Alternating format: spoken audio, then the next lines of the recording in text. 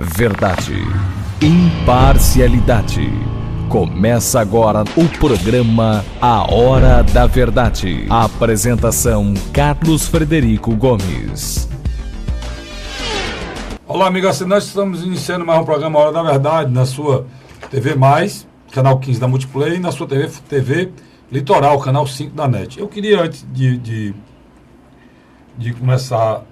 Não é começar o comentário, né? Lamentar, e mais uma vez, eu vou ter que fazer um comentário sobre o assunto que eu falo sempre aqui. E que é recorrente, que é repetitivo, mas a culpa não é minha. A culpa é do país que eu vivo. Quisera eu não poder falar mais nisso. Mas hoje eu tive na Assembleia e uma frase do deputado Renato Rosendo. É verdade, ele passou por mim, eu falei, deputado Monto, ele disse assim, parece que a gente está na Cira, eu acho que foi a Cira, ou foi... Porque é isso mesmo, cara. É isso mesmo. A violência que o Brasil vive hoje, a violência que nós vivemos no nosso país hoje, é uma coisa assim, tão cruel e tão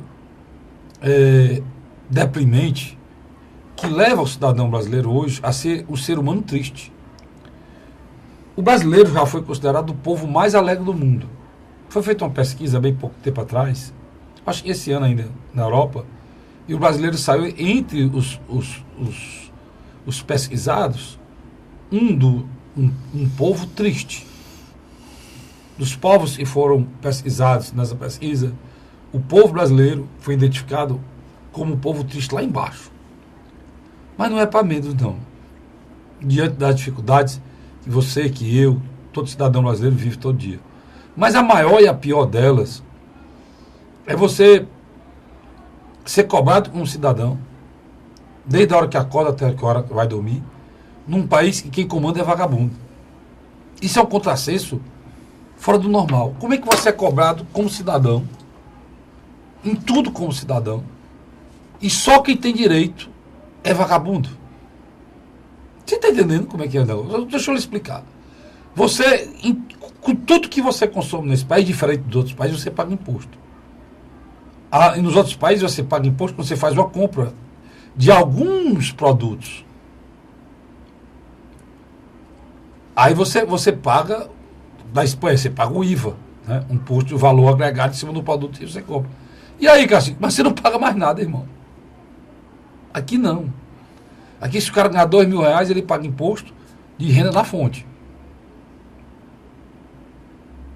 O pobre mais miserável que tiver no nosso país, o miserável que ganha meio salário mínimo, ou 10% do salário mínimo, ou seja, R$100 por mês, ganhe R$2 por dia, né? R$60 por mês, vamos supor. Esse cidadão, desses R$60, ele deixa quase 40% para o governo. Que é isso, cara? Estou dizendo para você. Porque aqui se cobra imposto na gasolina, no óleo diesel, na caixa de fósforo, no quilo de feijão, no quilo de arroz, pedaço de carne. A energia nem se fala. Maria, a tua conta dá R$100, R$40 é do governo, cara.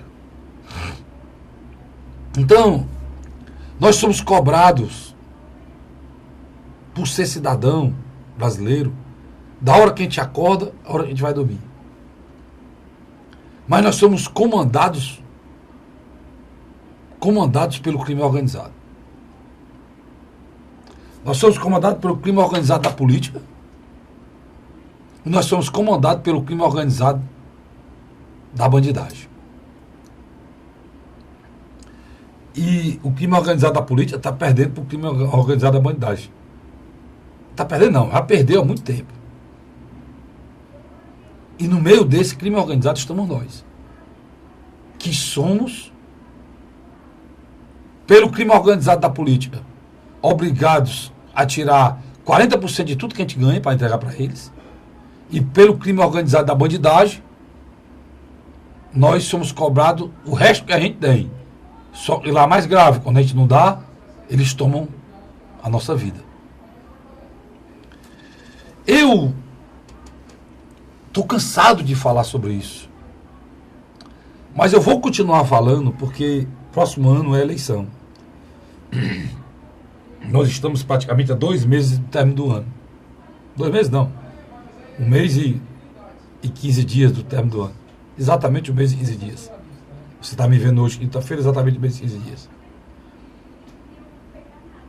Depois daí tem 10 meses para chegar no dia 7 de outubro de 2018, que é o dia do meu aniversário, é o dia da eleição. E eu quero dizer para você, bem claro o que eu vou dizer. Você vai ter, junto comigo, nós teremos uma chance. Eu me lembro de uma frase de efeito de um desses bandidos do crime organizado da política, que é o Fernando Collor de Mello, quando ele dizia que a gente só tinha uma chance para derrotar a inflação, só tinha uma bala.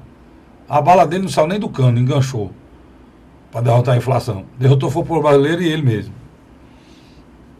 tomando a poupança do povo brasileiro.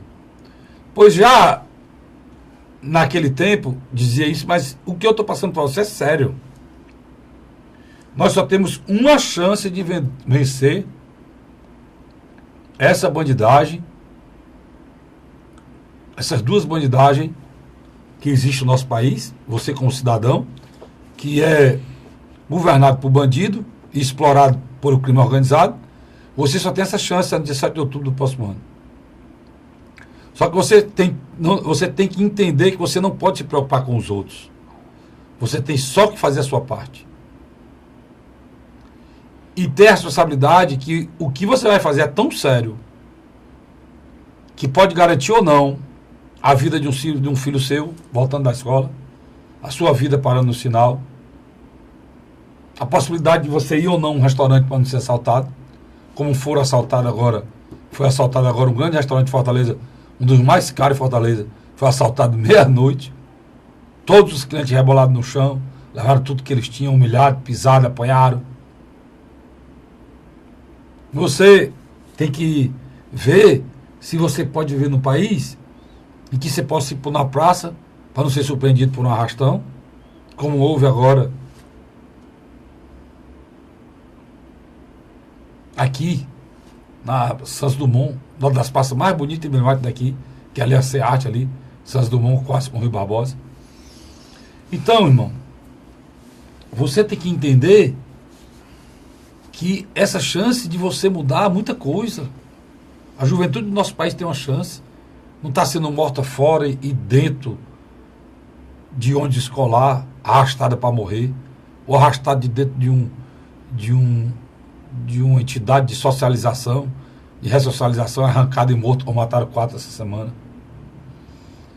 Nós precisamos entender de uma vez por todas que todos esses problemas não são do Ceará, não são de Fortaleza, são desse país. Que só quem resolve esse problema desse país é o governo federal, junto com os outros governos e os outros poderes. Qual é o caminho, Cacilico? O único caminho que existe. Único. E a única possibilidade de haver alguma mudança séria na sua vida, na minha, não são super-heróis, não são essas criaturas salvadores da pátria que estão querendo ir na vida pública, como tem em todo local. O Congresso brasileiro hoje, ele é feito de capitão, coronel, cabo, delegado, porque as pessoas com medo estão voltando na força policial para tentar salvar, mandando eles para o Congresso. Lá o Congresso tem uma cara da bala, e deve ser de bala soft, que até agora não resolveu nada. Você só tem uma chance. Começa elegendo o presidente da República. E aí você elege o governador. E aí você elege os deputados federais. E aí você elege os deputados federais e elege os senadores. Então, as principais pessoas envolvidas em um processo de resgate da sua cidadania, pelo menos em relação à violência, você vai eleger no próximo ano.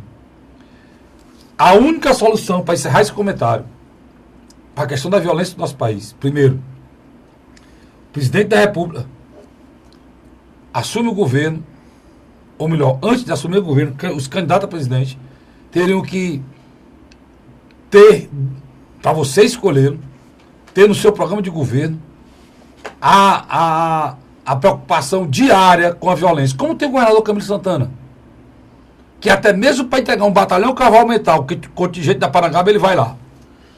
Até mesmo para aumentar um batalhão da Messejana, ele está lá. Ele praticamente é quem determina hoje para onde vão os policiais, de acordo com a violência do nosso Estado. E com tudo isso, ele não consegue perder, ele não consegue ganhar a guerra contra esses caras. Porque ele não tem as ferramentas necessárias para isso, porque ele é governador, mas ele não tem o poder de mudar nenhuma lei que envolva Código Penal. Nenhuma lei que envolva o Estatuto da Criança. Só que tem esse poder o governo federal, o Senado Federal, a Câmara Federal.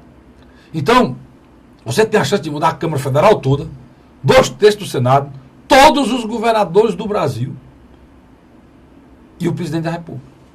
Feito isso, ou seja, você escolher aqueles que realmente se preocupam com essa gravidade, com essa sangria literal do povo brasileiro, na expressão da palavra. Quando a gente parar de ver sangue em calçada, de assistir um jornal na hora do almoço, só ver falar em corpo e assassinato, em gente com pano coberto, 2, 3 sendo mortos num dia só. Você só vai ter essa chance de fazer. E essa chance é na eleição. Porque aí vem a solução. Que a solução todo mundo sabe qual é.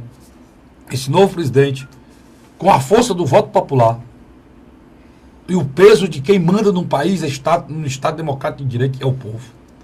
Ele vai ter todas as condições de sentar numa mesa, junto com o presidente do Supremo Tribunal Federal, com o presidente da Câmara dos Deputados, com o presidente do Senado Federal, junto com o presidente do Supremo Tribunal Federal, ao mesmo tempo, é presidente do Conselho Nacional de Justiça.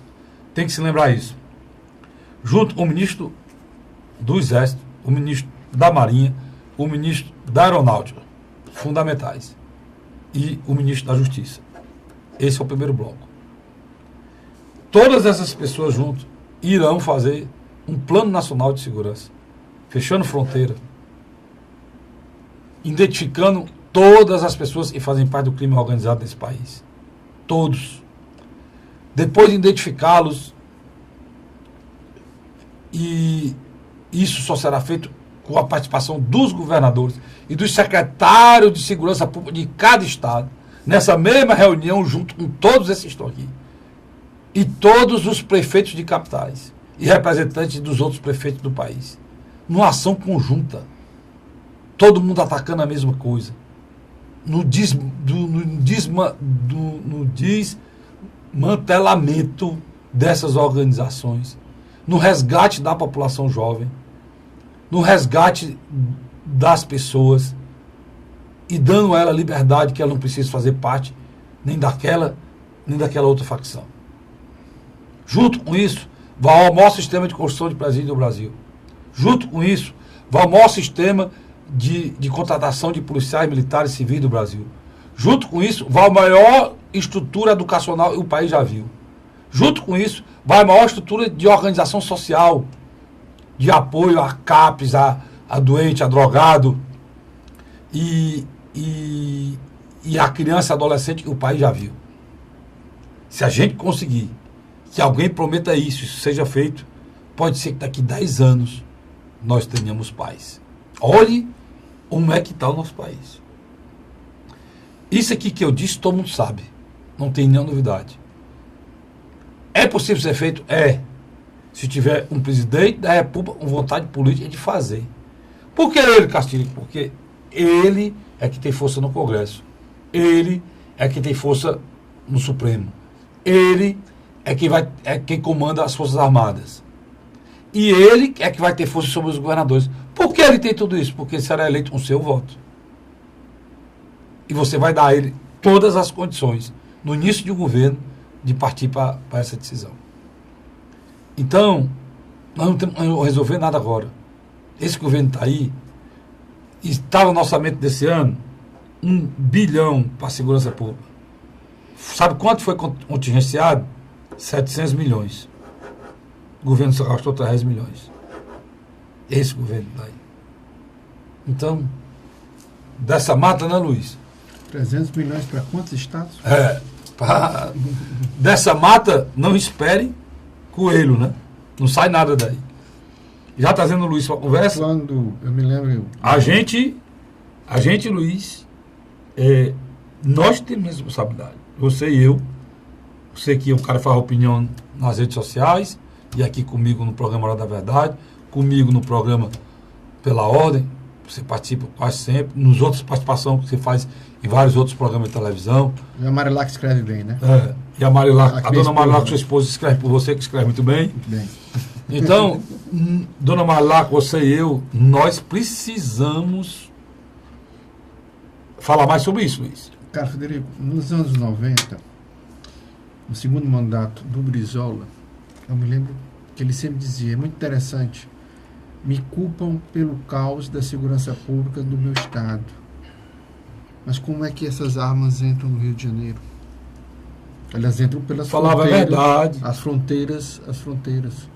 Quer dizer, hoje, o que aconteceu?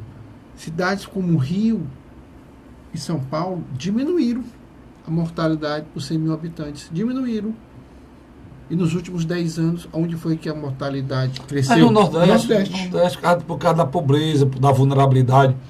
Me diga uma coisa. E a vinda, deixa eu lhe fazer uma pergunta. Desses cartéis. Deixa eu lhe fazer uma pergunta assim. Vou fazer uma pergunta aqui para você. Pense de responder para não falar besteira. Pelo amor de Deus. Para depois dizer, eu te botei esse de B. Um traficante, ele é capaz... Ele lucra muito, cara. Não, ele é capaz de cooptar para trabalhar com ele com facilidade, um filho seu, um filho meu? Não. Mas diante de uma população que não tem nada, abaixo da linha da pobreza, absolutamente nada, eles são reis, Luiz. Sem dúvida. Por que é que o Rio de Janeiro sempre foi tranquilo, os morros foram perigosos? Aqui em Fortaleza. Exatamente pela vulnerabilidade da população. Era maconha, mas só que a maconha deixava o cara calmo, não sei o quê. O crack, junto com o crack, vê a fissura pelo consumo e a morte pelo não pagamento. Né? Você vicia uma pessoa, ela consome, quer fazer um consumo em cima do outro, porque aquela ilusão do crack, segundo o especialista, é tão rápido que ele quer a próxima. Só que tem então ele vira um endividado rápido. Depois, e a endividado, ele é morto. Por que é que ele é morto? Porque eles não podem deixar de matar. Ele não produz. Porque se ele não matar, vai ter uma legião de pessoas consumindo droga sem pagar e o negócio dele se acaba. E as pessoas pagam com a vida. Para que quando o cara estiver consumindo, saiba, ou ele assalta, ou ele mata, ou ele rouba, ou ele morre. No Brasil. Entendeu? Ou ele mata, ou ele assalta, ou ele rouba, Luiz, ou ele morre. Essa espiral da violência, que a criança de 9 anos, 10 anos, é recrutada pelo tráfico, um avião, depois é viciada, depois passa a consumir, aí passa a ser devedor. Sendo devedor, ela é chamada para pagar a dívida. Muitas vezes ela paga a dívida matando o outro. Muitas vezes ela morre pela mesma pessoa que ela talvez não tenha tido coragem de matar.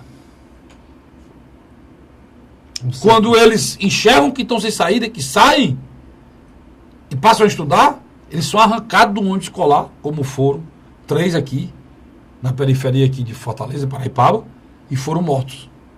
Ou até mesmo quando o Estado tem a guarda deles, Luiz. Como foi o caso dessa semana, né? Como foi o caso aqui na Sapiranga, eles são arrancados de dentro lá e são mortos. A responsabilidade da morte deles é ali do Estado. Eles estavam sob a guarda do Estado. Né? Então, eu estou querendo dizer, cara, que nós vivemos talvez o pior dos mundos em relação à violência. Mas que é preciso lembrar, e é isso que você tem que fazer e eu. E aí você colocou muito bem a história do Brizola. Porque o que ele está falando, que o Brizola falou, o governador lá de Kansas, ou o governador lá de Oregon, ou o governador de Dakota, sei lá, das cidades americanas aqui, ou dos estados americanos que eu estou falando, eles não falam. Porque cada estado, Luiz, tem uma legislação própria. Tem. Aqui o estado do Ceará não conseguiu que fosse mantido nem uma imposição às operadoras e trabalha no Ceará em relação ao bloqueio de celular. Isso é um absurdo aquilo. Mas o presidente da República fez a nível nacional e parece que foi aprovado na Câmara e está indo para o Senado, né, Luiz? Mas quando a gente voltar agora no segundo bloco, eu acho que a gente vai discutir algumas coisas. Mas você ia falando do Brizola? Não, mas a gente vai discutir algumas coisas pertinentes primeiro. Discutir. Vamos proibir as drogas ou liberar as drogas? Preste atenção, acompanhe comigo. Como é que fica esse mercado de consumidores de drogas? Porque o traficante só sobrevive porque alguém compra. O líder do pessoal está defendendo a liberação do tráfico. Mas No dia da discussão. São discussões que estão acontecendo e precisam acontecer mesmo. A gente precisa refletir sobre isso. Qual é o mal menor? Nós temos que avaliar países que fizeram isso, né, Luiz? Também houve avanço e houve processo. A avaliação dos países que fizeram isso, terrível. Na Holanda não foi... Terrível. Aquela história da liberação da praça não foi... Uruguai também, não. até agora também. Terrível. Terrível. Ou intensificar o combate. Então, alguma coisa precisa ser feita. Por exemplo, qual a conclusão que nós temos chegado em alguns momentos? Que, por exemplo... que agora é hora de a gente colocar as Forças Armadas, porque parte das polícias de qualquer estado do Brasil hoje, ela está junta com o narcotráfico. É muito dinheiro. Um soldo de um soldado, de um cabo, até mesmo de uma patente alta, na frente do que é oferecido pelos traficantes, é muito pouco, Carlos Frederico. É uma discussão que a gente precisa fazer. Mas essa discussão, Luiz... Ética e moral muito forte. O Brasil... O caso brasileiro, eu não falo mais nem em venda de... É típico. Eu não falo mais nem em venda de droga, cara. Eu falo toda a estrutura, né? A estrutura e o que saiu disso, cara. Foram organizações criminosas que desafiam o Estado, cara. Diga de passagem que... Hoje não só se mata, se corta a cabeça, se mata, se decepa, se esquarteja. Quer dizer, aquela artimanha que os grandes conquistadores, sanguinários, ditadores mundiais usavam. Eles invadiam uma cidade, nessa cidade eles empalavam, eles matavam crianças, deixavam pendurado na lança, estrupavam as mulheres, cortavam a cabeça, deixavam tudo espetado na entrada da cidade, que quando chegava na outra cidade, não tinha mais nem quem fizesse resistência, com medo da crueldade, da perversidade, da barbárie feita na cidade interior. Então hoje... Bairros de Fortaleza sofre isso. Hoje é o que está sendo feito aqui, cara. Isso, o Michel Temer preocupado com uma doidivana dele lá, bicho. Com as idiotices dele lá, como é que eu vou... reforma da Previdência, meu irmão, o país vive o fim, rapaz. Agora, para mim, para o intervalo agora.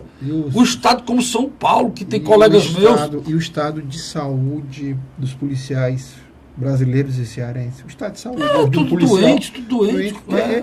Eles vivem uma guerra. Só para encerrar, Luiz, tem amigos meus, me perdoem vocês, que querem colocar esse problema como um problema partidário, e fica dizendo, não, lá em São Paulo diminuiu a violência, o que? Para São Paulo é o único estado da federação que recebe o grande prêmio de Fórmula 1, que é uma coisa anual, uma vez por ano.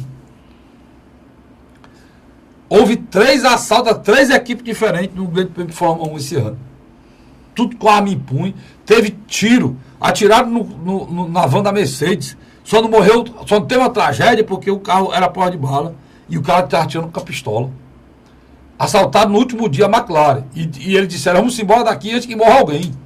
Isso é verdade. Isso é o nosso país, cara. E São Paulo, irmãos, São Paulo, amigos, para não oferir nomes, para não... Vocês que defendem tanto o governo do Alckmin lá, suscetibilidade, ele faz uma marcha na segurança, você não consegue proteger. Por exemplo, eu digo sempre, e o secretário, ele não é Deus, nem o governador é Deus, para ser onipotente, para estar em todo lugar, onipresente, onipotente, onipresente, não dá. Você está aqui, policiando aqui, o cara está matando um dentro de um quarto, como é que ele vai saber? Está cortando a cabeça debaixo de uma ponte, vai saber. Agora, se vocês querem cobrar segurança, tinha como proteger o pessoal da Fórmula 1. Tinha como. Porque todo mundo sabe os hotéis que ele estava... o trajeto deles, para onde eles iam, não fizeram. Diga de passagem, provavelmente. E eu vou culpar o Alckmin? Vou não. A culpa não é do Alckmin. A culpa é da violência desse país. Não é do Alckmin. Não é do Alckmin. Vocês que fazem politicagem partidária, vagabunda, podem culpar. Eu não. A culpa não é do Alckmin. O governador não pode estar em todo canto, nem faz só isso. Nem o secretário dele. A culpa é desse país. Que só uma grande mobilização nacional, com todos os poderes existentes, pode pensar a começar o processo de mudança. Como foi feito na Colômbia. Do que está acontecendo aqui hoje. Foi feito na Colômbia. Isso. Eu vou para o rápido intervalo e volto já já. Sai daí não. A Hora da Verdade.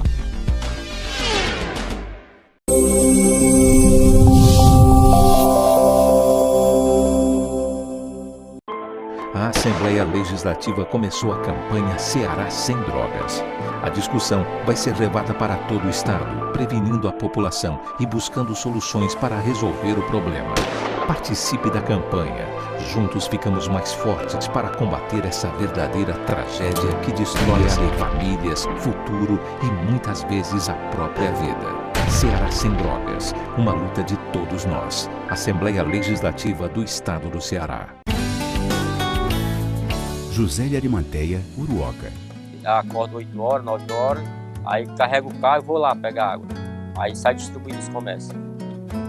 Estrada dessa, faz gosto de você andar. Você não gasta pneu, tem economia no bolso e anda rápido. Sertanejo pega uma estrada boa, fica feliz, fica contente. Assim como o trecho que liga Uruoca a Martinópole, o governo do Ceará está fazendo mais de 1.000 quilômetros de estradas mais importantes da vida de muita gente. Governo do Ceará.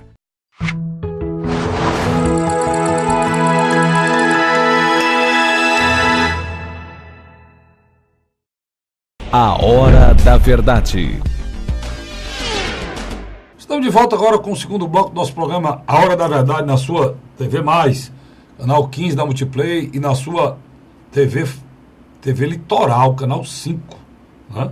Nova TV que está aí bombando, estourando muito bem, do meu amigo Renato. Um abraço, Renato. Parabéns pela sua coragem, pela determinação de levar informação com qualidade, levar paz, levar dignidade aos nossos telespectadores e assinantes, viu? Amigo Renato, que é o dono da TV+, e dono também da TV Litoral. Você queria acrescentar alguma coisa da violência, Luiz? E eu acredito que é um debate nacional. A discussão da segurança pública, ela vai ser corriqueira na disputa presidencial. Eu acho que esse assunto deveria ser o principal, Luiz. Eu acho que ela deverá ser o principal. Eu acho que, de alguma maneira, por muitos anos, a esquerda democrática tratou a questão da marginalidade como uma questão social, um problema social. Se houvesse uma distribuição de renda, diminuiria esses bolsões de violência. Não aconteceu isso. No Brasil, nos últimos anos, nós tivemos uma queda na taxa de pobreza muito grande. Muitas pessoas ultrapassaram a linha da pobreza, vivem razoavelmente bem. Mas houve uma volta, Luiz. Não, houve alguns que voltaram. Não, houve uma volta violenta, Luiz, nesses últimos 2 anos. Houve uma volta violenta, mas... Você quer dizer que mesmo quando houve esse ato... Essa movimentação... Não diminuiu a violência. Não diminuiu a violência. Os grupos mais extremados da direita acham que o Estado deve intervir e ir para o confronto. Olha, telespectador, a polícia brasileira é a que mais mata e morre. Carlinhos. É a que mais mata e morre. Também não é a solução. Tem que se rever o Código Penal. Isso aí também não tem a menor dúvida. É um código ultrapassado. Sabe, Carlinhos? E outra coisa, tem que se ver uma maneira de cada vez mais isolar os líderes desses crimes. Mas você chega num presídio na região norte, aqui também no Nordeste, os caras só tem mordomia, tem tudo bom e melhor, televisão de plástico. Não, agora a novidade aqui no Ceará é que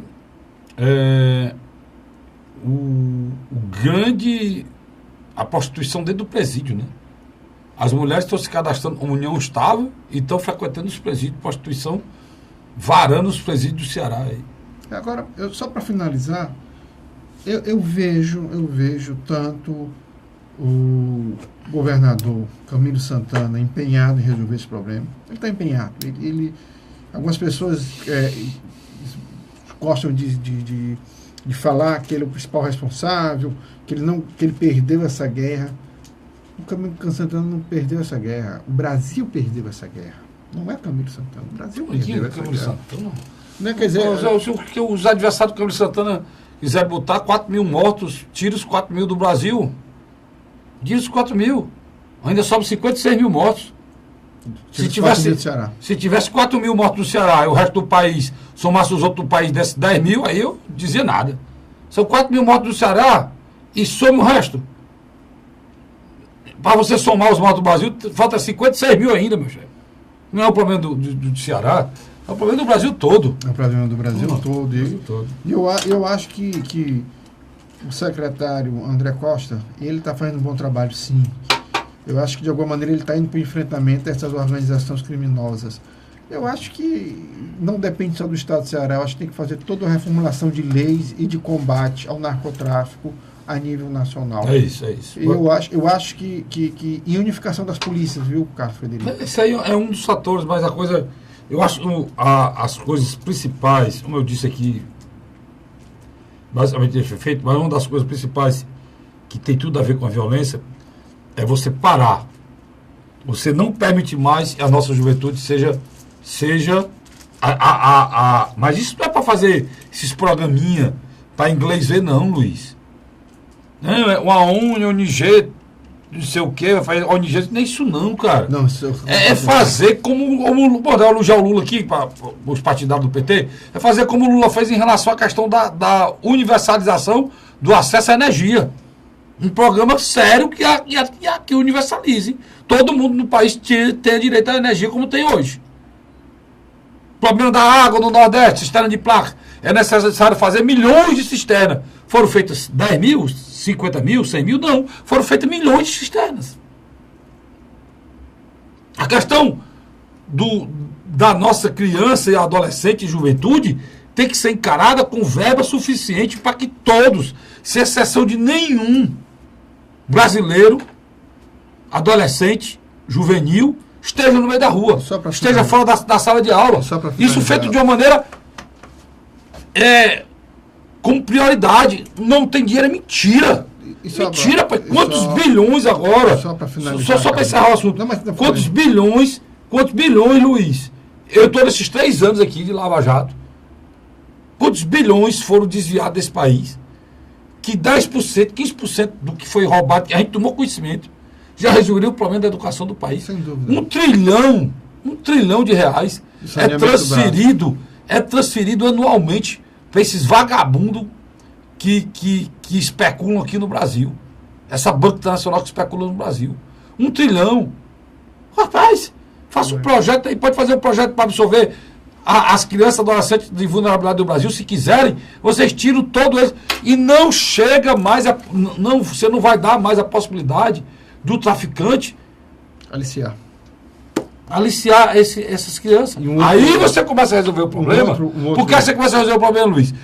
Como tem uma gente, não, eles estão se matando. Se os meliantes estão se matando, se não se fabrica mais óleo meliante, se a fábrica de jovens que sem ter condição de entender o que é certo e errado vai parar, eles não vão mais para o caminho errado, isso vai parar um dia. Mas do jeito que a gente faz, é enxugar gelo. Enxugar gelo, cara. O Joeni Ventura escreveu um livro, Cidade Partida. Ele disse que de uma hora para outra o morro se materializou no asfalto. Aí o carioca da classe média tomou um susto. Mas quem mantinha o morro lá em cima era o cara. Exatamente. O que está acontecendo hoje? Bairros como o bairro de Fátima, Aldeota, Bezerra de Menezes adjacentes, cidades de funcionários, onde tem uma classe média já tradicional de Fortaleza. A violência está lá. Mas estou dizendo, ela está lá. Se materializou, ela apareceu. E uma discussão que precisa ser feita no Brasil, que eu acho que a gente devia levantar, É a questão do controle da natalidade, a responsabilidade paternal e maternal. Sabe? É outra discussão séria que no Brasil está sendo jogada. Poderia ser feita. Deve ser feita. Poderia ser feita. Existe inúmeras maneiras hoje, contraceptivos aí que estão aí de larga escala, mas no Brasil só se fala na questão sexual. Né? O que se discute no Brasil é questão de gênero. O que se discute no Brasil é questão de arte. Não, o que discute no Brasil é contra a censura da arte. É que o Brasil, o nosso país tem um problema sexual. É só isso. O resto tudo é besteira. O resto tudo é besteira. Em todo canto essa discussão é direta. Esse é o problema. Né? E quando na área sexual que podia ser discutido com seriedade, é o que o Luiz está falando. O nascimento de crianças sem família, porque a família não existe mais. Antigamente tinha um pai de família, não tinha nada, tinha 10 filhos, mas a família existia. O lar existia. Para dividir 2 ovos, mas existia o pai, a mãe, dizendo, esse pedaço aqui é teu, esse aqui é do teu irmão, esse aqui é teu, esse aqui é do teu irmão. Hoje em dia não tem o pai, nem a mãe, nem para dividir olho e cor nenhuma. A mãe para os filhos, como cachorro, criado na rua. O pai é um vagabundo, vai fazer e vai-se embora. Entendeu? E as crianças estão no meio da rua. E a sorte quando pega um casal de avós ou bisavós. Você pega um palhaço hoje, faça a experiência, eu quiser, eu faço com você. Pode pegar um palhaço, comprar 4 sacos de bombom e comprar lá do centro. Vá meia-noite para qualquer bairro de Fortaleza, qualquer bairro. E balance lá um sino lá. Se o palhaço conseguir chegar na outra esquina com o mesmo bombom, mesmo com a cueca, eu duvido com você que não sai. A quantidade de menino que vai estar lá meia-noite no meio da rua arrancando esses bombons.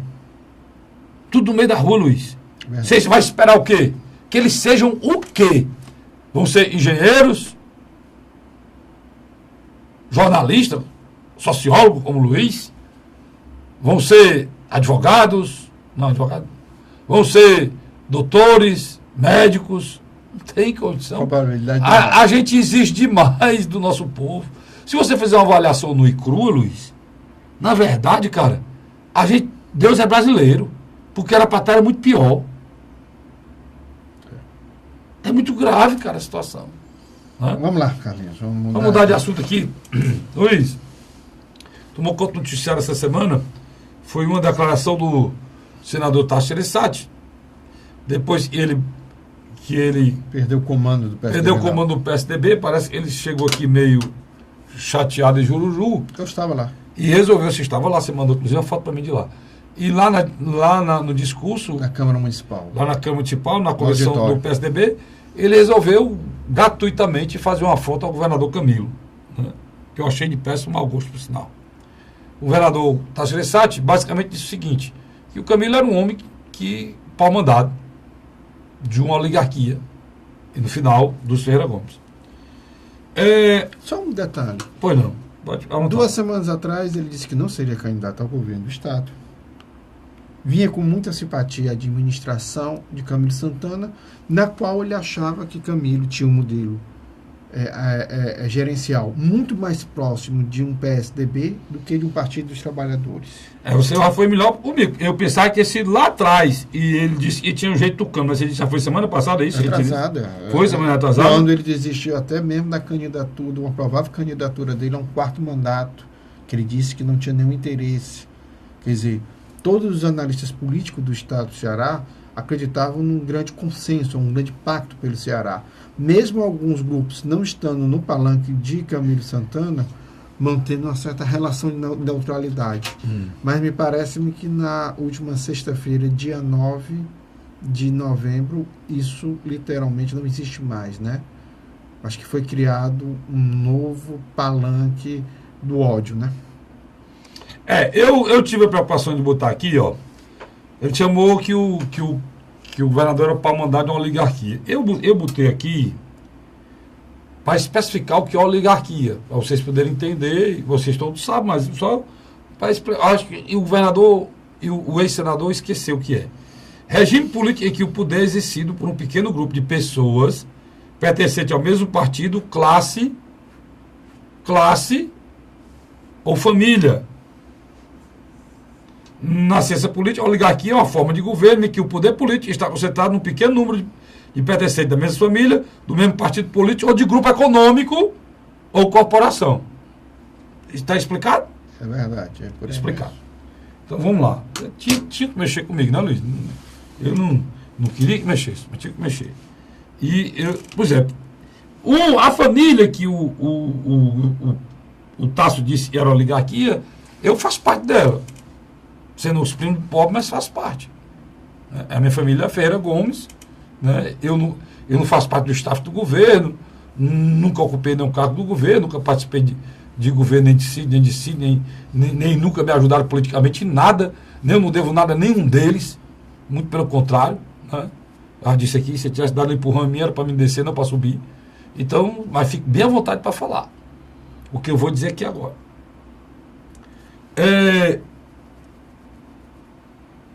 O que me incomoda é o governador dizer, o senador, ex-governador dizer, Luiz, que o governador é pau-mandado de uma oligarquia. E eu pergunto, senador, o senhor queria que... Você já viu algum governador governar sem apoio político, Luiz? Sem dúvida, eu concordo com você. Lógico que não. Que não. Mas eu vou começar a fazer perguntas. Eu quero fazer perguntas. Começar a fazer pergunta aqui. Vamos lá. O Ciro era governador, era... O Cid era governador, o Cid já tinha sido governador, o Ivo era deputado, não era? E o Ciro estava pensando em ser presidente, e o Tasso não apoiou o Ciro não para presidente. Apoiou. E naquele tempo não era oligarquia, não. Naquela época o Cid estava completando o segundo mandato como prefeito de Sobral. E não era, o era prefeito de Sobral, o Ivo era deputado, e o Cid era candidato a presidente, e o Tasso não apoiou o Ciro. E a passagem, só para fortalecer, aí a primeira passagem, a única passagem de Cid Gomes como presidente da Assembleia foi do segundo governo Tasso Gereissati. Pronto. Então, aí naquele tempo ele não era oligarquia, senador, e agora ele é. Agora eles são oligarquia. E naquele tempo o senhor era para o mandato deles? Porque o senhor foi governador, o Cid era prefeito de Sobral, e todos eles apoiavam o senhor, não apoiavam não? Apoiava. Ou melhor dizendo, o governador Ciro Gomes devolveu para o senhor, não foi não? Exatamente. Vamos voltar um pouquinho na história do Ceará. Senador, vou voltar só o tempo do Vigílio, tá bom, tá, Luiz? Nós dois Pode aqui. ser. Bom, Vigílio Távora era governador do estado do Ceará. E lançaram as eleições diretas. Porque antigamente os coronéis eram eleitos por uma decisão do... Assembleia Legislativa.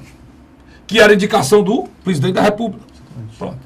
Era eleição direta feita pela Assembleia. De uma hora para outra passou a ser eleição direta. E o governador, quando ele se elegia, ele indicava o prefeito da capital. Tá bem, pronto. Aí vamos lá. Quando mudou esse processo, o Vigílio Távora tinha que lançar o candidato a governador. 1982. Se pensava que podia ser o Coronel Bezerra, Coronel Adalto Bezerra, ou o ex-coronel também, César Calles. Não, ele escolheu o economista Gonzaga Mota. Que era secretário de Finanças. Pronto. Bom, o Luiz está aqui do lado e é rápido. E elegeu e foi eleito. Contra Mauro Benevides. Derrotando quem? Mauro Benevides. Pelo PMDB. E o senhor Gonzaga Mota, logo depois que foi eleito, rompeu com o próprio Vigílio. E lançou quem? 2 anos depois que ele rompeu, 2, 3 anos, ele saiu do PDS, que era o partido do governo foi militar pro PMDB e lançou o ex-presidente do Centro Industrial do Ceará, Tasso Gereissati. Eu não gosto de um desses, ó. Você está aqui, né, galera? Vocês perguntam por quê. Na hora que ele disse ex-presidente do CIC, eu combinei alguma coisa contigo, Luiz? Eu falei alguma coisa, não. Mas é porque eu sei, porque eu estou explorando que eu sei. Só um detalhe. Tu sabe que ele falou o quê? Repete aqui, ex-presidente de quê?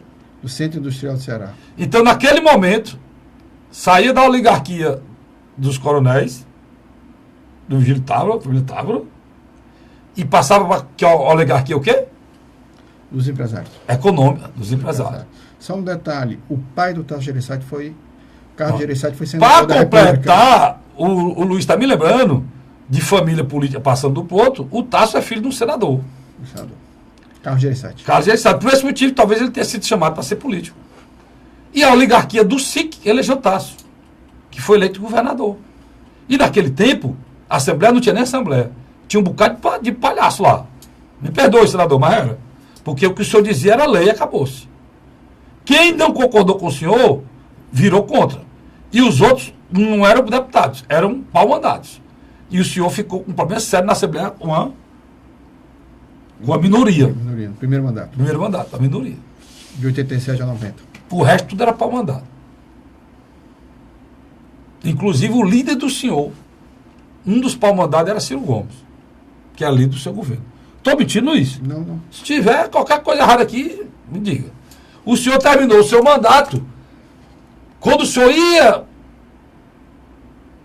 no segundo ano do seu mandato, o senhor já pegou o Ciro Gomes e lançou ele candidato a prefeito. Depois dele eleito prefeito, o senhor tirou ele da prefeitura e o lançou candidato a governador. E o elegeu governador. E posso lhe dizer, senador Tasso, com a alma da luz da minha verdade, e eu sou um cara, eu não gosto de falar só a verdade, Ferreira Gomes jamais teria sido governador desse estado se não fosse o senhor. Porque a minha família eu conheço. Tinha deputados estaduais, tinha deputados federais. Agora, ser governador, nenhum podia, porque é uma oligarquia. Se é uma oligarquia, é uma família pobre, de classe média. Jamais teria poder para ser governador. Só pode chegar no poder oligarquias econômicas, como a que o senhor representava, que era o SIC. Aí pronto, o senhor foi eleito senador, o senhor elegeu o Ciro senador, mas o Ciro, aí fazendo justiça a ele, lhe devolveu, né, Luiz? Depois que o Ciro lhe devolveu, o senhor pegou o mandato, apesar do senhor não gostar desse negócio de família se metendo no poder, mas o senhor foi governador 2 vezes mais. Aí o senhor foi 3 vezes governador. Que é uma coisa que não está muito bem, que o senhor disse que não gosta disso não, que tem que ter alternância na política, mas o senhor foi 3 vezes governador. Eu acho que o César Carlos não foi 3 vezes governador, foi? Não. O Adalto não foi 3 vezes governador, foi? 2. O Vigílio foi só 2. E os coronéis. Aí o senhor pegou, saiu do poder, ele é só o Lúcio. Só que o senhor disse para o Lúcio, você vai ficar 4 anos, depois você me entrega. Porque eu tenho outro candidato. Que talvez fosse até ele de novo. Mas o Lúcio não entregou. Você também é filho de ex-governador? Por que o doutor Lúcio entregou? É filho de ex-governador, da outra oligarquia, o senhor acha que é oligarquia, né? Mas o doutor Lúcio é um homem pobre, jamais seria governador se não fosse o senhor que tivesse lutado lá. Aí o doutor Lúcio pegou, disse, não, mas eu tenho o direito de ser candidato à reeleição. Mas o senhor achou que não. E eu não sei onde é que estava a oligarquia naquele tempo. Porque o senhor pegou e chamou os oligarcas da Ferreira Gomes e, de uma forma sorrateira, o PSDB votou no Cid Gomes. Se eu tiver errado alguma coisa aqui... Em 2007 assumiu até secretarias de Cid. Não, mas eu estou dizendo alguma coisa errada aqui? Não. Bom, aí o Cid foi eleito governador. E foi governador 4 anos e foi governador 8 anos. E aí o Cid buscou outra pessoa para ser candidata a governador. Que era filho também de um político. Eudoro Santana. Que deve ser outra oligarquia também. Que a mãe, já tinha sido prefeita, foi candidata a prefeita. Vice-prefeito, foi vice-prefeita, a mãe dele. A mãe do Camilo. Então o Camilo é filho do ex-deputado e filha do ex-prefeito, vice-prefeito. E o Camilo hoje é governador do estado de Ceará. Aí o senhor fala que é oligarquia, né? Eu queria, vamos para as oligarquias. Pronto, está aí a história do Ceará. De traição.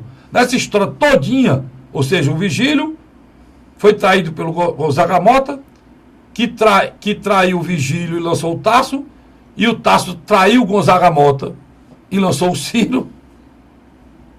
Só o Ciro devolveu, até agora. Até agora só o Ciro devolveu. E vamos esperar o Camilo, porque o senhor entregou o Camilo, e o Camilo, o governador Cid, talvez teve a vontade de fazer o que o senhor fez. Ei, me devolva. Mas não fez. E o governador Camilo é candidato à reeleição. E o governador e o Cid não vai ajudar nem outro candidato por fora para derrubar, como foi feito com o doutor Lúcio, não. Verdade é isso aqui. Isso aqui é verdade.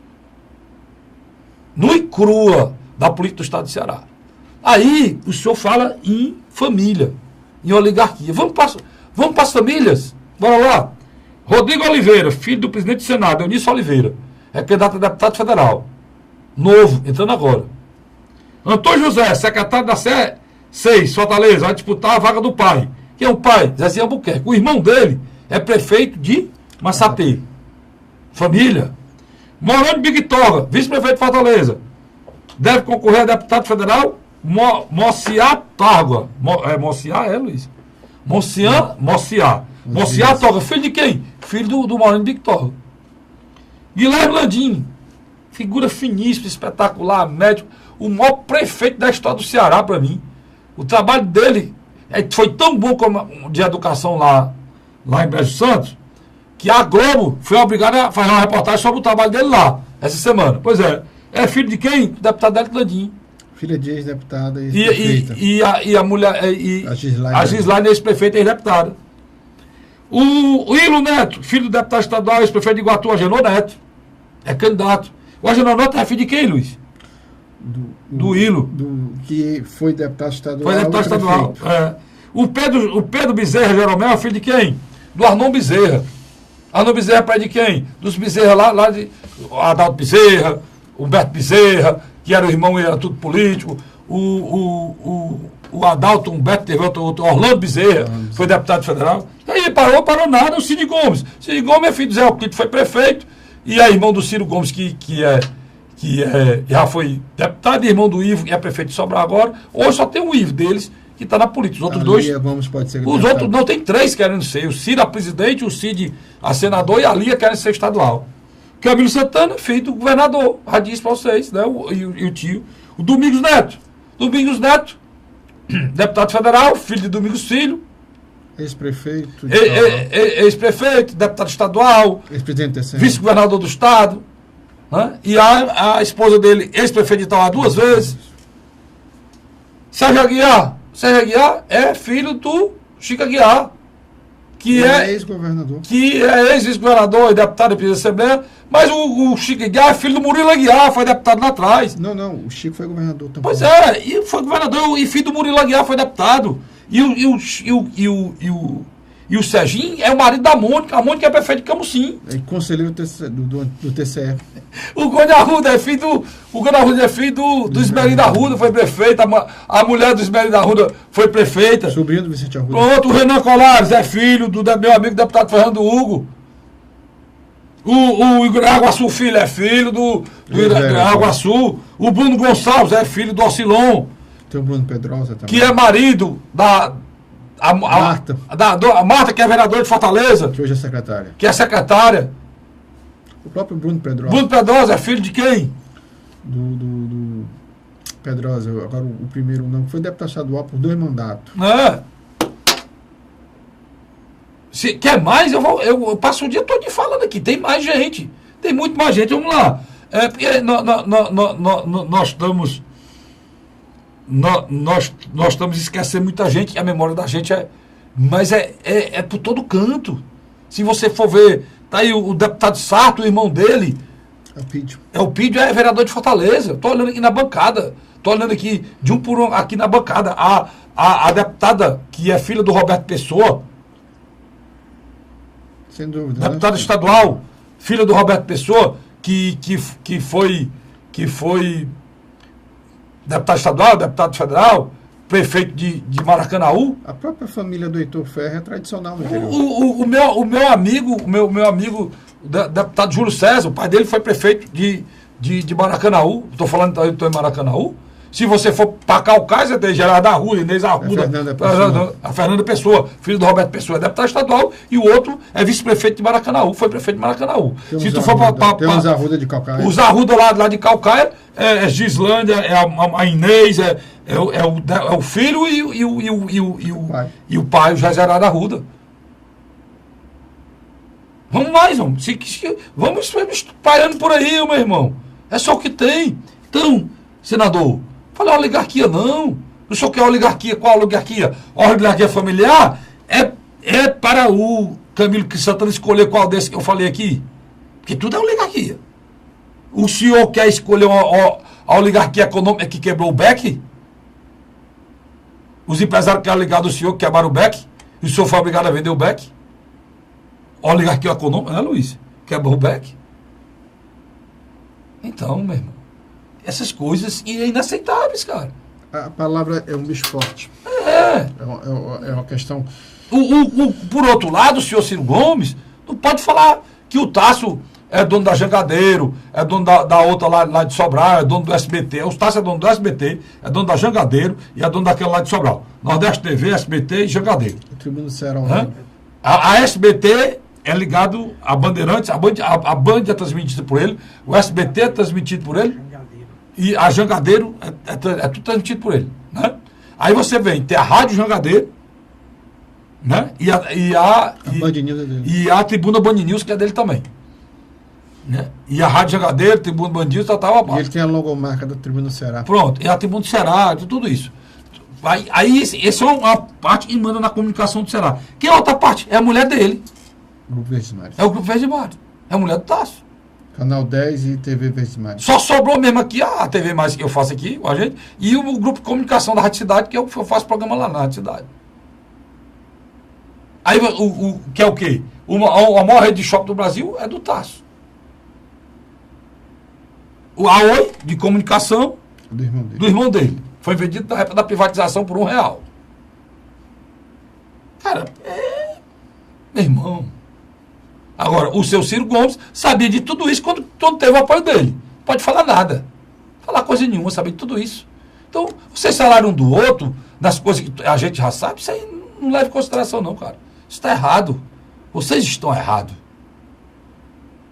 Tá certo? Vocês estão errados. Vocês talvez queiram fazer o povo cearense besta. E eu vou dizer outro recado para vocês aqui. Não pensem que esse ano de 2018, Luiz, vai ser igual aos anos anteriores. Tu acha que vai, Luiz? Não, vai ter A população vai aceitar esse tipo de coisa aqui? Muitos candidatos, até mesmo com recursos financeiros, que não vai voltar. Como assim? Existe hoje uma sensação de renovação da opinião pública e do cidadão eleitor como um todo.